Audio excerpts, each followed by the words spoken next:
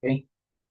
So, discuss naman natin tong another pasteboard problem in fluid mechanics involving yung tinatawag natin Pascal's law. Kay Blaise ba to? Blaise Pascal? Blaise Pascal? Or marami pa iba pang Pascal? So, I guess yun na yun. Wala naman natin iba. Bernoulli pa yung marami. May Daniel, may Jacob. Okay, so which of the following statements, ano yun natin, password, is not in accordance with Pascal's law? First, pressure applied at any point to a liquid in a closed vessel is transmitted undiminished to every portion of the vessel. Ibig sabihin, di nababawasan ng pressure. Ay kapag close naman yung ano mo, tawag nito, closed tank, ganyan, naka-enclose yung liquid sa container. Yan, na-closed. So, hindi mababawasan yung pressure. Tama yun. Kung Pascal's law yun, yun nga yung definition niya. Yung pangalawa, a body submerged in a fluid is apparently weighs less by an amount equal to the weight of the fluid displaced. Di ba kay ano yan? Kay Archimedes yan. O, yan yung buoyancy niya. O, so, ayun yung ano. Ayun yung hindi in accordance. Ito tama. So, ito hindi. X. Read natin. Oh, yung other three, yung isa pa, the pressure is the same in all directions at any point in a fluid at rest. Yun, Pascal's law din yun. Pressure is the same. Yun nga sabi, undiminished nga, di ba? O dito, pinasimple lang. Pressure is the same. Given na same sila ng height. So, ayun. Tapos sagutan na natin. So, 10 kilonewton cars to be lifted by hydraulic jack. So, paano ba nag-work yung yung hydraulic jack? So, yun, application yun na to. Hydraulics, fluid mechanics. So, 400 Newton force is applied in a 25 millimeter diameter plunger. Find the required diameter of the piston. Para ma-visualize, ito yung figure. Kinuha ko na lang din. No, nasa solution ng part na yan. Pero ito lang din naman yan. 10 kilonewton car daw, ayan, sa isa, is to be lifted by hydraulic jack. Okay? And a 400 Newton force, ito, is applied in a 25 millimeter diameter. Wala palang values pa rito. So, ayun. So, 400 Newton, lagyan natin ng values. 400 Newton force. Then, 25 millimeter diameter.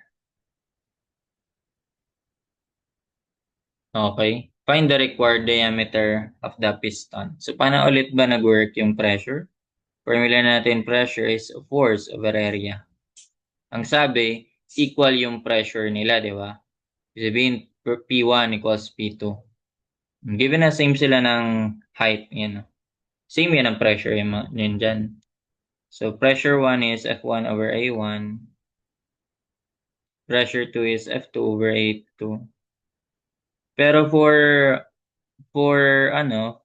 pipes, for circular, paano ba yun?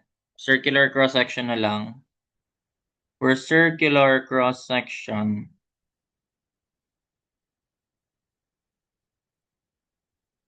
or circular area na lang sana yun, no? Diba, ang area is pi over 4 diameter squared or naka-radius squared. Naka-diameter dito kasi malalaki yung values eh. Pi over 4 diameter squared. So, ibig sabihin, itong area dito, pi over 4, pi over 4. Pag nilagyan ko yun ng pi over 4 dito, pi over 4 sa kabila, cancel lang din yun, di ba? So, pwede mo siyang gamitin na lang. For circular cross-section, pwede mo na i-diretso na F1 over diameter 1 squared equals force 2 over diameter 2 squared. So, ganun. Ibig sabihin, ayan. Anong relationship niya nila? Yung pressure mo is constant daw. So, kung ayusin natin yan, gagamitan natin na algebra yung variation of property. So, force is equal to pressure times area, di ba? Wherein yung pressure doon, yun yung constant. Then, paano mo masabi yung relationship kapag ganyan? Okay na lang, constant. Pressure is constant. Paano mo sabi yung relationship mo pag ganyan? So, F varies directly as the area. Ibig sabihin, pag mas malaki din yung area, ganun. Maliit yung force, maliit din yung area. Palaki yung force, lalaki yung area. Maliit yung force, maliit din yung area. Which makes sense. Maliit din yung area. Which makes sense, di ba? Yung 400 Newton force, nasa 25 mm lang siya. So, expected natin sa 10 kilonewton force, ano na siya? Substitute na lang natin. F1, yun yung 400. Dito na lang pala. Dito na lang, direct sub na lang. F1. F2 pala yung hinahanap. Ang F1 ay 400. 400 newtons. O, diameter nun. Tapos diameter nito. Diameter 1 ay 25 mm. No, yung diameter 2 ay ayun na yung hinahanap pala. Ito pala yung given pala. Given pala yung force, yung diameter pala yung hinahanap. Ito pala yung 10 kilonewtons.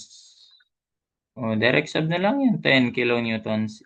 I-kilo ko na times 10 to the third. So, ang diameter ay cross-multiply mo na lang yan. So, that'll be 10,000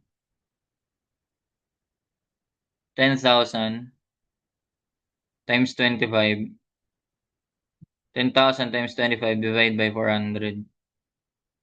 And get the square root na lang. Tama ba? 25 squared. Mali ako. 10 times 25 squared.